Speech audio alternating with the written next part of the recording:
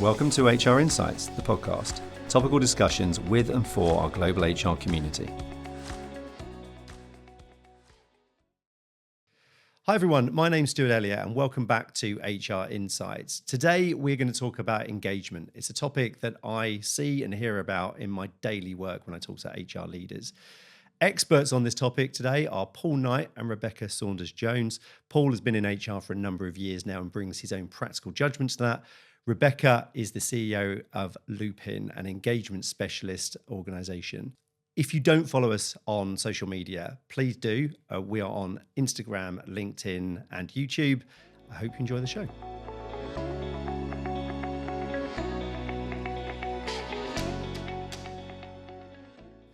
Hi both, welcome to the show. Hello. Hello. Thanks. For the audience, would you like to do a little intro into the two of you? Rebecca, do you want to start first? Yeah, brilliant. I'm Rebecca Saunders-Jones, Managing Director of Lupin. Lupin runs a kind of innovative employee engagement platform and digital coaching. And my background is 15 years in the Ministry of Defence, really passionate about driving people-first cultures, leadership, creating the environments where people can thrive. And now I run a company that kind of helps bring that to businesses. That's very good. How did the link happen between the Ministry of Defence? Just thinking that as well, but that doesn't seem to link. That's a really good question. So I got into kind of management roles and then senior leadership roles in the Ministry of Defence, and then was doing kind of big transformational change programs. And then I was doing more business strategy and operations. And then I left civil service and went into the tech startup world and brought that expertise into tech companies. The first one having a defence business. Okay. So that was the link. Yeah. So I took my kind of knowledge of MOD and defence. They wanted that. And they wanted that, Yeah, but my role was head of operations. So I helped scale the business. And then I've moved across into different tech companies. So one in health and social care and now Lupin. Yeah. So. And how long have you been with Lupin? Year and a half. Okay. And how's it going? Yeah, it's great. It's brilliant. Yeah, it's a brilliant ride. Yeah. Yeah, very, very cool. Thanks. Paul? I don't think my journey is as exciting as yours, really. But so I'm Paul Knight. So currently Chief People Officer for a company called PA Media on a contract there. I guess a lot of experience in senior HR roles. Probably don't like to count the years of experience now because it makes me slightly sad. But yeah, all sorts of organisations, I suppose, primarily in the last 15 maybe years in the sort of tech, media business, streaming businesses, startups, all sorts of things. So yeah, lots of experience. This is a really brilliant subject because lots of experience of trying to increase engagement using different tools, all that kind of good stuff. So really good subject to be talking about. Very cool. Well, it's great to have you both, and obviously new setting for us in terms of studio. Yeah, so cool. Thank you for coming in. Yeah, it's weird not having desks in front of me. That I'm sort of almost trying to get used to as well. Is it your comfort? Yeah, I know. I'm not out of my comfort zone. Yeah, fair enough. But look, we're here to talk about engagement today. We found that we've run a recent survey. We found that engagement has been mentioned a number of times. So it's something that we wanted to touch on today, more from an expertise perspective and also an internal perspective, and understand, I suppose, what HR are going through from that side. I'm looking at my phone because before we got here, I was thinking, okay, what do we do? How do we define engagement? What does ChatGPT tell us? Because we all do that nowadays. Yeah. But in a company setting, engagement apparently is the level of emotional commitment, discretionary effort, and connection an employee has toward their work, their team, and the organization. It's not just satisfaction, it's not just happiness, it's not just retention. It's whether someone cares enough to give more than the minimum. Does that sound right? What do you think of that as a definition? Yeah, well, I think it's a pretty good definition. Yeah. I would also add, so things that I think, when I think about engagement, what I really think about is a sense of purpose, having that sense of, how are you adding value? What's your purpose in your role in your organisation? I'd also add things like mastery and growth. So feeling like you're improving. So I think that definition touched on it. And also that sense of belonging is really important as well. Yeah. So I think that I'd sort of include those three things. We've done pretty well because it then goes on to say a clearer definition. Number one is feel connected to the company's purpose and values. There we go. Very good. Yeah, so a tick there for you. Win. It said believe their work matters, trust leadership and their manager, feel heard and supported, choose to apply discretionary effort beyond basic job requirements. And sounds like we all agree on, Yeah, on yeah. that. I couldn't add any more than that's already been added. I think that's completely. ChatGPT is on the money today. Who would Yeah. figure it? Eh? But look, in terms then, I suppose, of engagement, do we think that engagement right now do we think people within organizations are fully engaged, or they're flatlining, or is it even decreasing? What are your thoughts on that, Rebecca? Well, I think it does depend on the organisation, and for me, the biggest thing is culture. Yeah. I think for me, for people to really feel engaged and to do all of those things that ChatGPT have said and give more, is all about having leadership Yeah. that values giving people a voice. It values transparency, values psychological safety, and therefore people are going to be engaged and they'll feel like they want to give more. They'll want to go above and beyond for the organisation. I think probably the case is in many organisations, perhaps large organisations, that beautiful, perfect culture perhaps isn't there. And so therefore, I think it is very different. In some organisations, yes, you will have people who are really deeply engaged and want to give more. But I think often people just don't believe in leadership and don't trust leadership and don't feel that actually action's taken on whether, even if they fill out a survey, for example, is action going to be taken. So for me, I'd say probably on balance, it's probably flatlining. But obviously, there's differences in the culture that you create. And obviously, from my perspective, I'm passionate about creating cultures that drives engagement. From your perspective, Paul, and looking, I suppose, through your career, do you see any differences between now and maybe years I gone by? think you're right. It's sort of multifaceted, isn't it? Really, to some extent. So, to some extent, and I think some of it is about kind of the type of organisation you're in. To be honest, and I think in larger organisations, it's incredibly difficult. Some people maybe succeed in this, but to have a consistent culture, right? Because you can have subcultures depending on. Could be location, could be, driven by manager. Obviously, I'm sure we'll talk about that as well going forward. Has it flatlined? Probably a little bit, but it's a bit of a generalization. And obviously, I think we could play in the employment market a little bit into this. My last company I worked for, we had a always-on type of product in terms of engagement.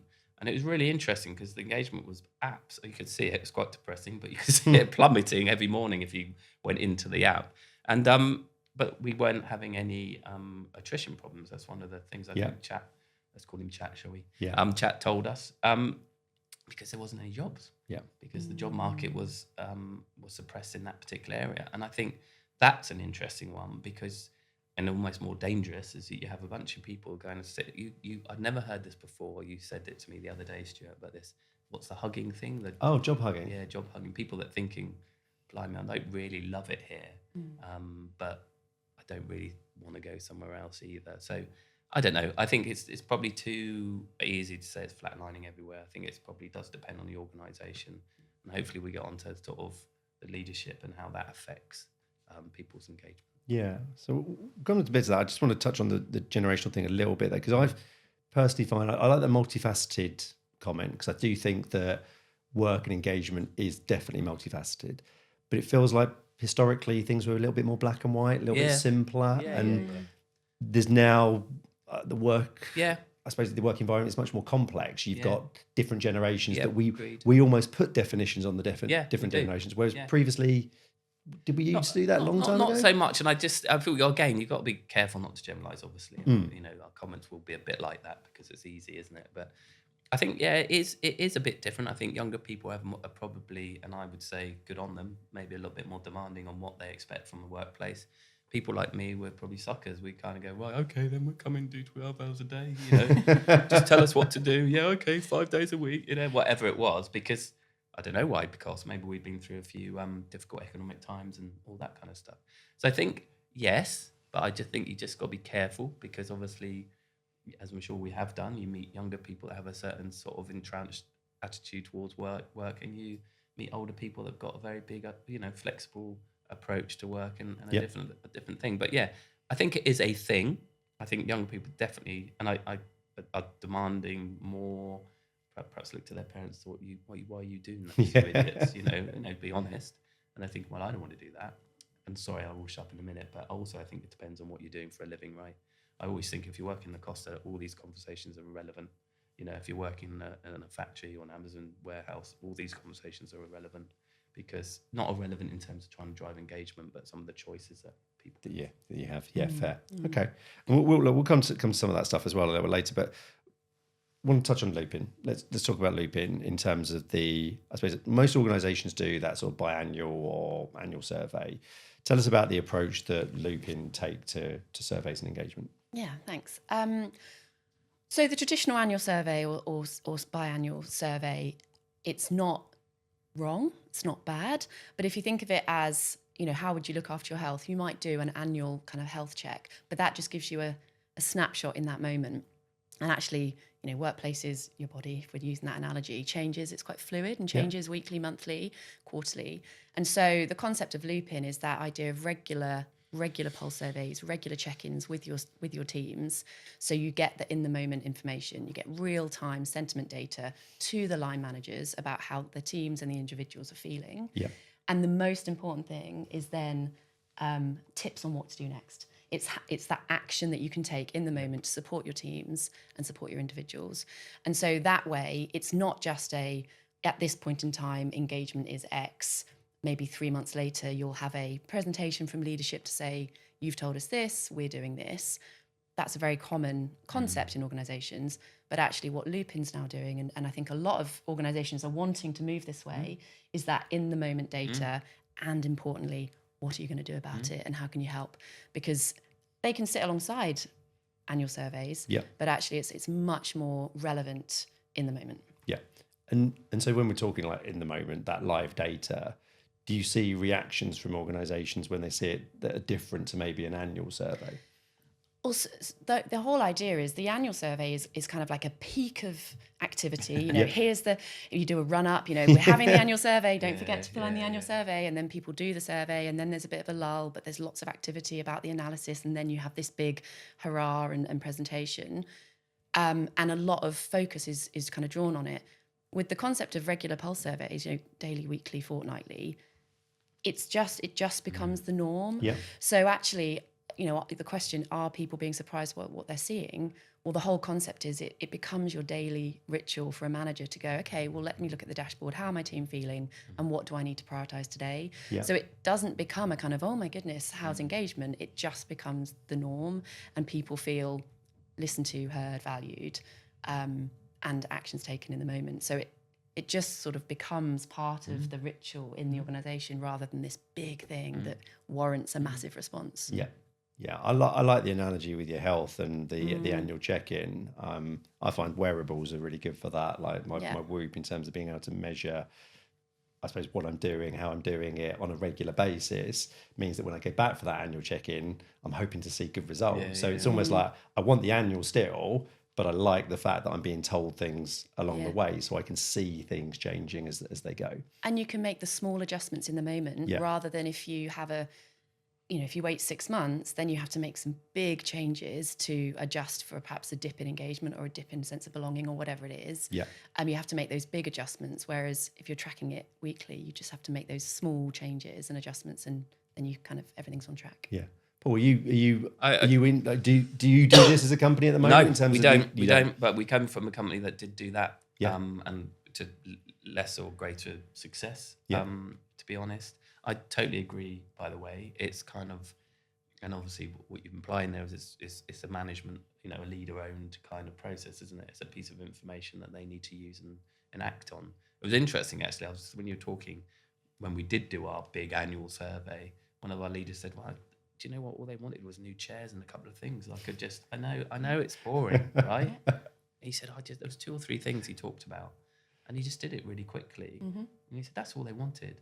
And I know that's a low level of example, but so we don't do it here. I've done it before. The only thing I would say, and I'm sure you get this with customers, is you have to have the managers engaged in it. It's a very different way of doing it. So I proactively this time didn't go for that because we're not there in terms of where our leaders are.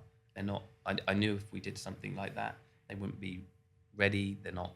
We need to shift them on a little bit first to, yes, we did this annual survey, and yes, we try to make you or drive action plans. Right, we're going to have this other platform there. You're going to have a bit more control over the data, you'll be able to access it more easily, hopefully, and we can do some more kind of very targeted pieces of information out throughout the year. But sorry, as a concept, I entirely love and agree that it shouldn't just be some big type of thing. It should just be weaved in as another piece of information that managers have. That's very fair. Is it a fair criticism then of engagement surveys that they do them and then nothing happens? Is that a fair? I'm sorry to pull a little bit. Yeah. It's entirely fair. I think Okay. sometimes companies do it because they think they should do it. I think some senior managers go, okay, then get on with it, people team or HR team, and then as ever, and we should get into this, is like it depends on the leaders. Yeah, if you've got good leaders, they think, oh, this is a great piece of data, great piece of information. How can I use that, and how can I kind of help engage my employees? Other leaders will think, oh God, is it another task I've got to do? I've got to do all these other things that you keep asking me to do, right? And this is another one you're asking me to do. So yes, is the simple answer. In some organizations, I think it is do it, forget, and then go back about 2 months before the next one. Go, I can't swear on a podcast, but poo, you can swear on the podcast. We're okay shit, with that.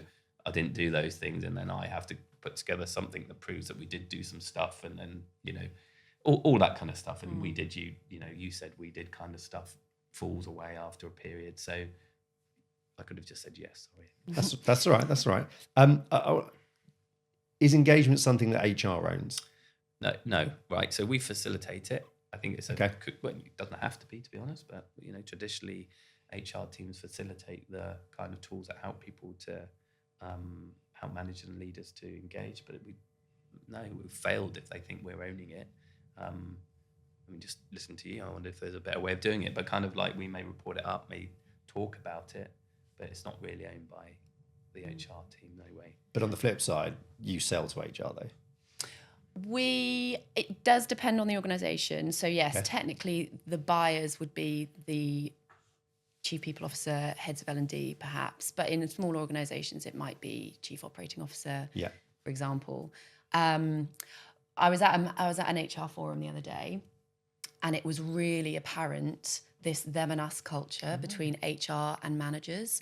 And it was really interesting sitting there listening. So it was a group of HR professionals, and I was there obviously in my role as managing director of Lupin, and I was listening to the way that HR spoke about managers and how managers spoke about HR, and I thought, well, this is a problem. It's a real problem because it was almost, I was thinking, well, HR, you're part of the organisation too. And so I think this them and us culture between managers and HR is actually quite a big challenge in bigger organisations. And whereas I'm thinking, well, obviously managers are obviously going to be caring about engagement, and HR, they're facilitating it, but HR can lead it. But if there isn't that kind of team effort, it's going to be really difficult. Entirely agreed. I mean, my general principle, maybe it's served me well or not in a career, is I'm not going to do something unless the business think it's got some kind of value. Obviously, you have to compliance stuff, keep people out of court and all the rest of it. Yeah. But entirely agree. And I think you're right. I think you can get trapped, or some HR teams, maybe in the big organisations, can be trapped in the us and them, and why aren't they doing this, and why they haven't. Instead of understanding their customers, which the managers are one of, understand where they're coming from. And maybe it's because what we're doing isn't adding that value to them. They don't see the point of it. Maybe there's a conversation about that. Or maybe their leaders don't really see the point of it or can't see the value in it. So really interesting feedback, but not surprising feedback, unfortunately. Yeah. Do you find then, we talked about managers and HR and where it's sort of sat and who owns it, but do you potentially find then that boards roll their eyes when they hear about engagement surveys? Is that something where someone goes to them and says, new engagement survey this year? And they go, oh, here we go again. Is that a common theme or thread? So I think this is where, coming back to culture, this is where if action isn't taken, that's where it's that downward spiral of, oh, well, no one's going to engage in next year's. And that's when you get the eye rolls. But you can flip it to have that, that kind of self-fulfilling prophecy of the more, if action is taken in the moment, if people are bought the chairs or whatever they want, then people go, oh, something's happening. And then it's that self-fulfilling prophecy of you don't get the eye rolls, you get the, oh, brilliant. And actually the conversations I'm having with chief people officers, heads of HR, L&D, heads of L&D about pulse surveys and the concept of it, it does feel like that's getting a lot of traction and interest, and that's people aren't rolling their eyes and actually are going, well, I can see how that could benefit our organisation. Obviously, as to your point, the organisation has to be ready and you have to do a big kind of change piece to bring it in. Agreed. But I think the eye rolling I'm not experiencing Okay. at the moment. Are you? Well, look, where I'm at the moment, I'm not lucky. We've just got a great CEO who kind of believes in it all, so there's no eye rolling there at all. I suspect there's probably some eye rolling down in some parts of the organisation. I have no doubt about that at all, that I don't see. But I think it does play into your argument, your kind of profit, your kind of what your positioning is. If you make a big deal of it every year, then maybe you're more likely to get the eye rolling because crumbs, that's work. And I think maybe we talk about this as well, but it's kind of how do you make the connection really clear about why we're doing it and what the benefit is. So I'm a massive, hardly everybody, actually someone did talk about, I was reading something at the weekend. It was a guy who runs all the big, not the WeWork one, but is it IWG? I think it is. Oh yes, it was in the Times, wasn't it? Yeah. So he talked, Regis. and he talked about, and I agree with him, that we got productivity puzzle problem, haven't we, in this country? And everybody always talks about, we're not investing in training or technology, but I think leadership is one of the biggest drivers for productivity.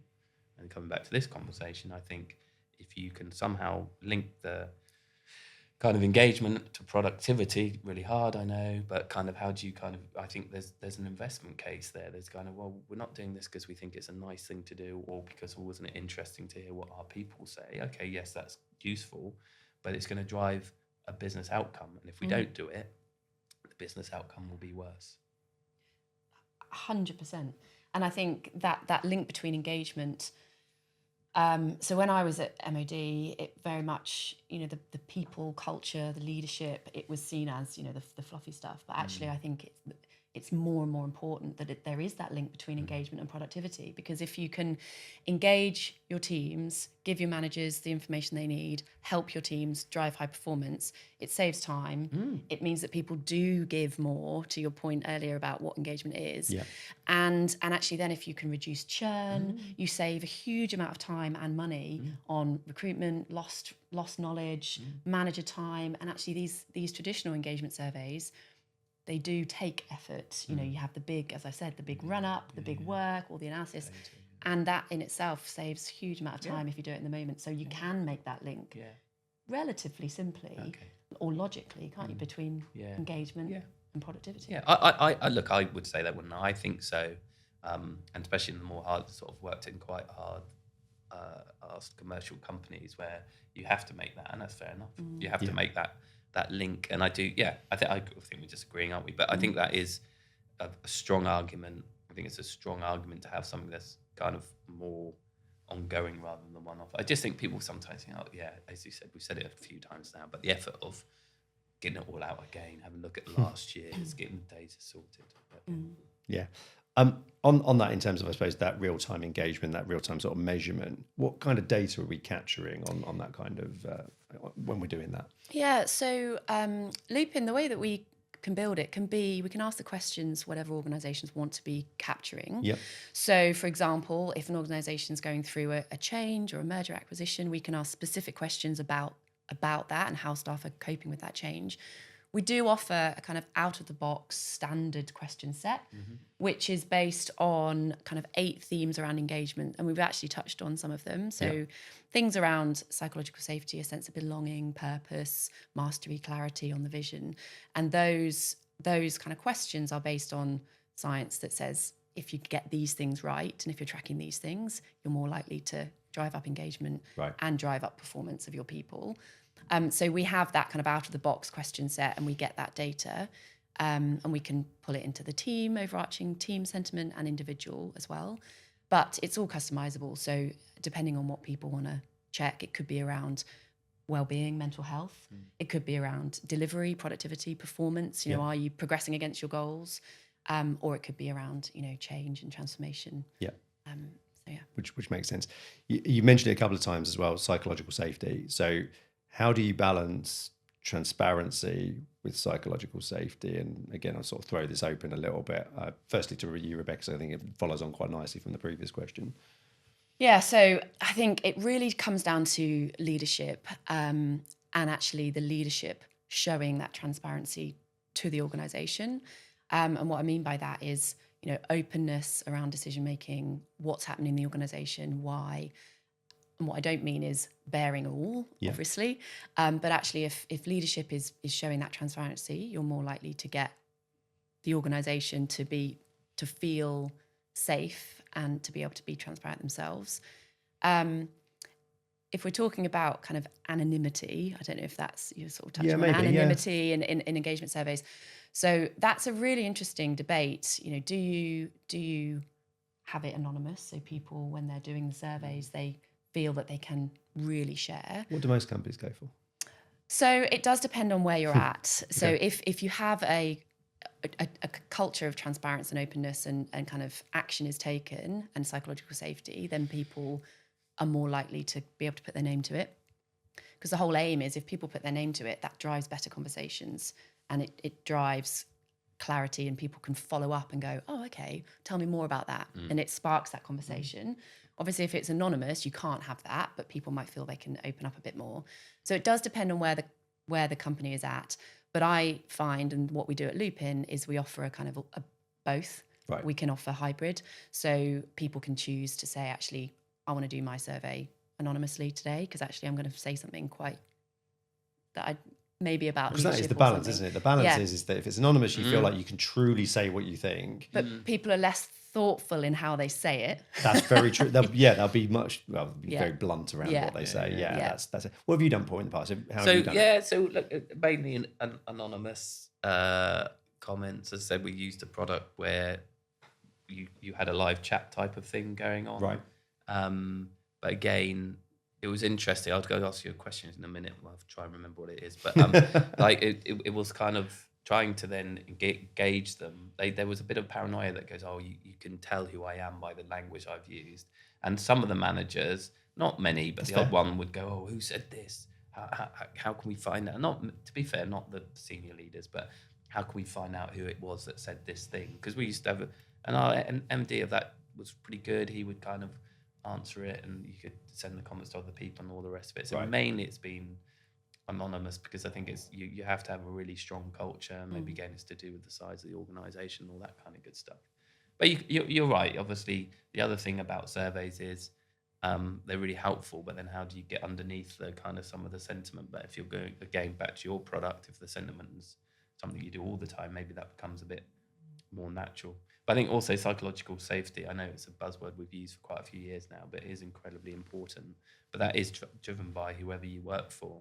The leadership team of an organisation can set the parameters, I guess, and give it like, well, we're doing it, we're being open, we're being transparent. But as we all know, our day-to-day interactions are with the person you work for.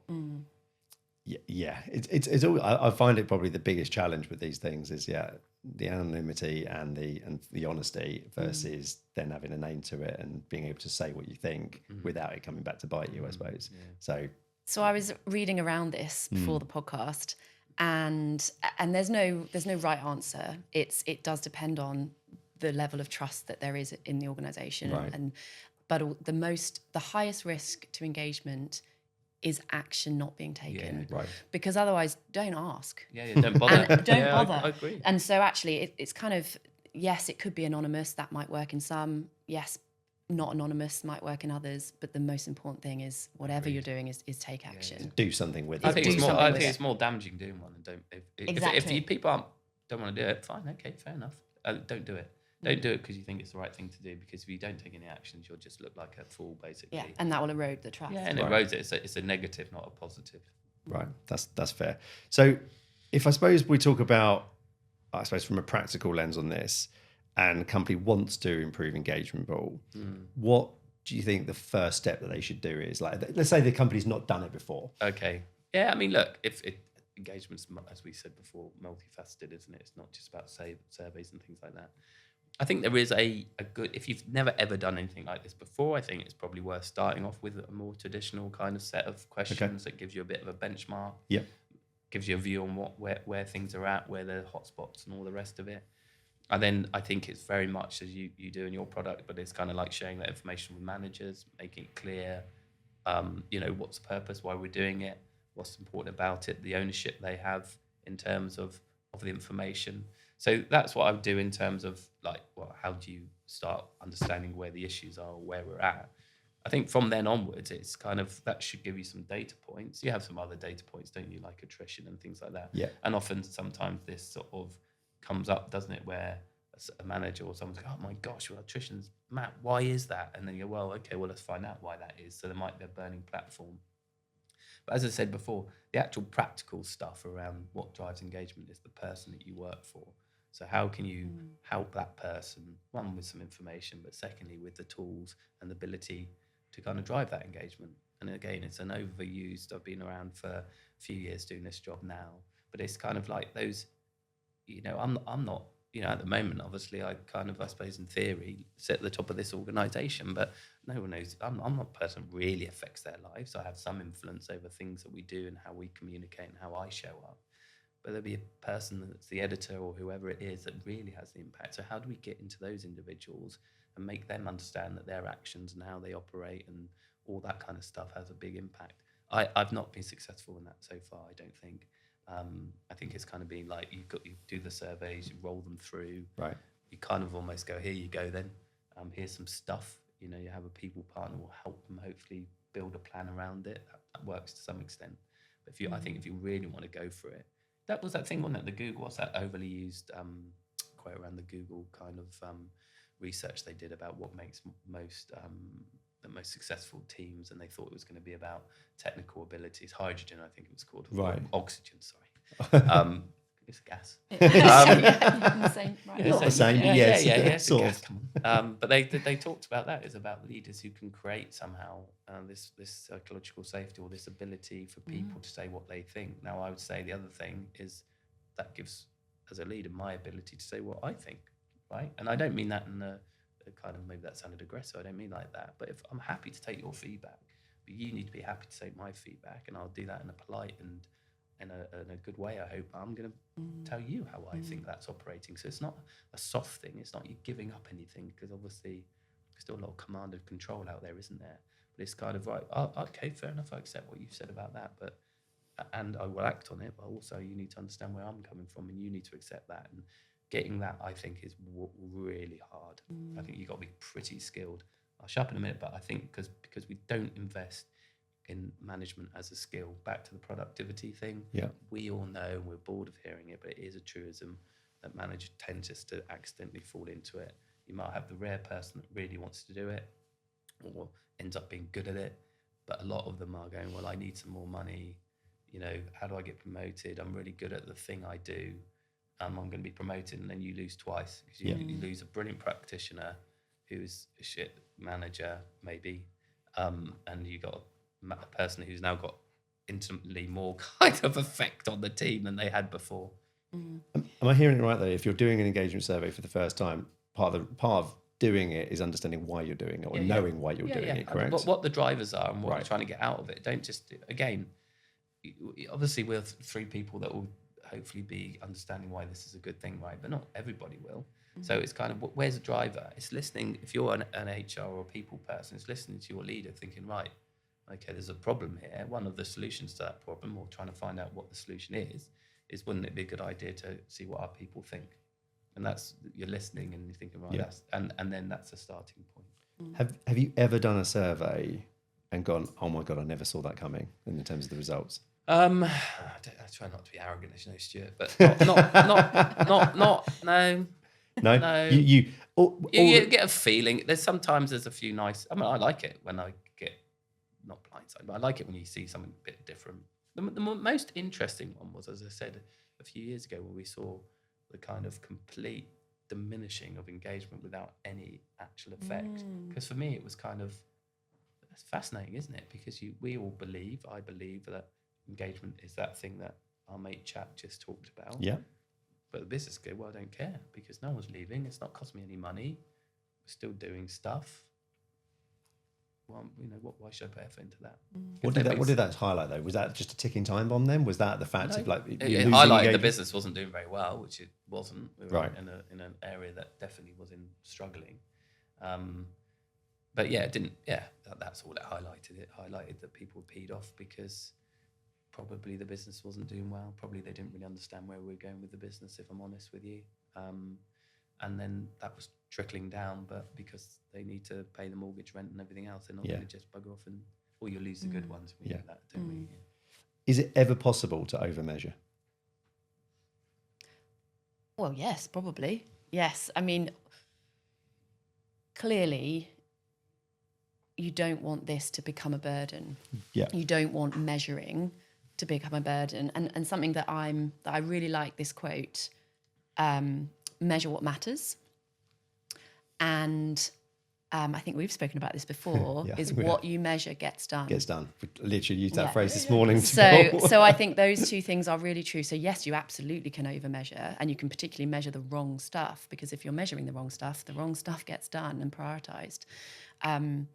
So yes, you absolutely can. Yeah. What do your customers? Do you ever get feedback from your customers about that though? If your kind of survey is on quite regularly, do they go, well, the question? Because the thing we had was, why you ask me the same thing every 2 weeks? And all, do you have that feedback or not really? We haven't had that feedback. I suppose what we do is really understand what they want to find out from their people and what they want to be measuring, and working with that. Is that the right stuff? So for example, if they really want to track delivery against goals, making sure obviously the questions are giving that data, or if they're wanting to look at well-being and burnout or preempting burnout, then obviously we want to be measuring the right stuff. The whole aim is that it's super quick. Okay. So 10 seconds, 20 seconds. How many questions? It depends. Okay. Probably minimum 5. So it's up just to, bing, bing, bing, yeah, right, up to okay. sort of 8 to 10 questions. okay. Really, really Yeah, quick. yeah. Sliders, short answer, multiple choice, really, really perfect, quick. Because then it doesn't become a burden, and then we're not having that feedback of, oh, why are we getting this again? Yeah. And if people are saying, why are we getting this again, it's about reaffirming the why, really understanding why it's important. Yeah, interesting. Yeah, it is really interesting. Have you ever seen, Paul, a relatively small leadership change have a disproportionate impact on engagement? Yeah, I read that question. Yeah. It was a good question. I thought, how am I going to answer that? Well, obviously, I'm glad becoming you've prepped for it. I like this. I wouldn't say that. I was thinking about it while we were walking over here. But no, I would say what I've seen here in this current organisation is a new CEO making an extraordinary positive impact on engagement. That's not a small change, right? She's a natural communicator. She's incredibly engaging. She's very down to earth. I'm only saying this just in case she hears. Yeah, I was going to say if she's listening. Yeah. How long has she been there? She's been in the business a long time, but she's doing this role for the last 2 years, almost 2 years, and it was just dramatic, right? So that's not a small thing. It's a big thing, obviously. And it's gone beyond that sort of, I suppose, new manager bounce, using a football analogy. It's gone beyond that. Because I think she's consistent, and she's continued to drive a different style of leadership in the organisation by the people that she's employed in her team, and how we operate and what we do. So I have not seen a small thing make a difference. I think the example I gave right at the beginning, which is a great one of our MDs just picking out, I thought was a genius of him. He just picked out 2 or 3 really small things that he said, would make a massive difference. And I think in his area, it has. Yeah. But yeah, that's my best example. It's the freshest example that I've got, really. And it makes sense. So a couple of questions before we sort of wrap things up a little bit. We were actually talking before on the way over about, I suppose, hybrid environments. I suppose, does that still come up on engagement? Are you still seeing it? Do you feel it internally at work? Yeah, I do. Yeah, a bit. I think, I do. I think it's I do. I think we're kind of like, where I'm at the moment, we're trying to drive, a change, and I hate using change of culture, but we change the way we do things, change culture. And I think that is a little bit more difficult if we're not seeing people in a physical space on a regular basis. Yeah. It just is. I think the hybrid requires a lot more effort from the managers to kind of, it's not impossible, and I'm an advocate of sort of hybrid working, by the way, but I think as a leader and a manager, you have to make much more of an effort to engage your people. And maybe we did that, I feel slightly guilty because I was out of working COVID times, and I know my colleagues were, running ragged, but, maybe there was effort put in at that point. Yeah. And then that's probably drifted away, I would imagine. So has an effect. It doesn't mean you can't be. Doesn't mean I think engagement is it's just something that needs to be a bit more of an effort, I would say. Yeah. Is my opinion. Anyway. Yeah. Have you seen anything on that, Rebecca, in terms of engagement and hybrid working? Well, we actually really like working with customers who have dispersed teams. Right. So that might be hybrid workers, it might be in one country, or it might be global teams, because actually you're right, it absolutely does put more onus on the manager to connect, to engage, to reach out. And that's where technology can support. Right. Obviously, I'm not suggesting that it replaces in any way, but technology can support if you've got those dispersed teams, those remote workers, those hybrid teams. So I think, and your sort of product probably helps in that. I've worked in global companies as well, and your product probably helps with that, because it's kind of, as you say, you get more of a pulse. It's another piece of information, isn't it, they can have. Yeah. But the most important thing, technology can help, and we really want to use that technology, use those insights to drive better conversations. So technology can help to a point, but it still requires that manager to then either pick up the phone or connect or reach out based on the information. So that's the most important thing. Is embedding that technology. Exactly. Do you see that with AI as well? I suppose the introduction of AI too. Yeah. Well, we use AI in terms of doing this is how you can help, based on all the sentiment, based on the data that's coming in, the AI interprets that and pushes those action points to the manager to say, this is what you should do. Obviously, then the manager has to do those things. Technology, AI, obviously that's the latest technology, can help to a point, but it still requires the human to then take action and follow up. Which makes perfect sense. And then lastly, for you both, how do you prevent engagement from just becoming, I suppose, just another metric rather than something embedded into the culture? It's a difficult one, isn't it? Again, it's if it comes back to the premise of the whole conversation, right, is you need to connect the reason why you're doing it, right? And the business needs to understand that, and the leaders need to understand that. So if you think if you believe in our mate chat's kind of description, and you think discretionary effort's worth having, and you think that will drive your productivity, then of course having a kind of emphasis on engagement is really important. But back to your point, that's just a tool. That is not to be, we need the information. That's not going to drive engagement. Survey does not drive engagement. It doesn't. The thing that drives engagement is how that data is then used, and then how the manager kind of interacts with the individuals and how they build those relationships. That is what will drive engagement up or drive it down. And I think that the word that you said in the question is really important, is that embedding. And I think with engagement, I completely agree. It cannot be seen as a single thing that we do an engagement survey or we do engagement. It has to be viewed holistically. So it's how you onboard your teams, it's how you train your managers, it's how you communicate, it's how leadership are transparent, it's building that whole culture. And this is where I'm absolutely passionate about those people first cultures, because then you create, and it's easy to talk about, right? It's very difficult to do it in reality. I'm aware. But that's, if you take a holistic view to it, then you will get this increase in psychological safety and trust and engagement. And then that's how you build high-performing teams. Agreed. And some of it is really small, right? So the team that I'm part of now are quite, they're good human beings, and they will talk to people in the kitchen, and that will drive a level of engagement. Everybody's kind of like, approachable. So some of the things are really small. It's like, oh, wow, I spoke to Emily today. We had a chat about the kids or something that was going on in her life. And you think, oh, blimey, she's kind of really normal kind of thing. or I spoke to Paul, he was weird, wasn't he? No, not that, obviously. But, but that there's small bits that kind of can have a big impact. And again, maybe people don't always understand that, but That makes perfect sense. Look, I just want to say thank you so much to you both coming on the show. It's really good to have you. Thank you for coming to the new studio as well, cool. which is very good. And listeners, if you want to get in touch and talk more about this, please do. My email is se@elliottScotthr.com. But thank you very much. Thank you for inviting me. Thanks for having me. Cheers.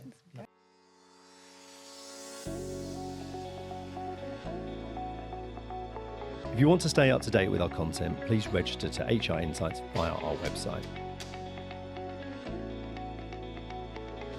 Elliott Scott, the exclusive HR search and recruitment partner for HR leaders and professionals across the globe.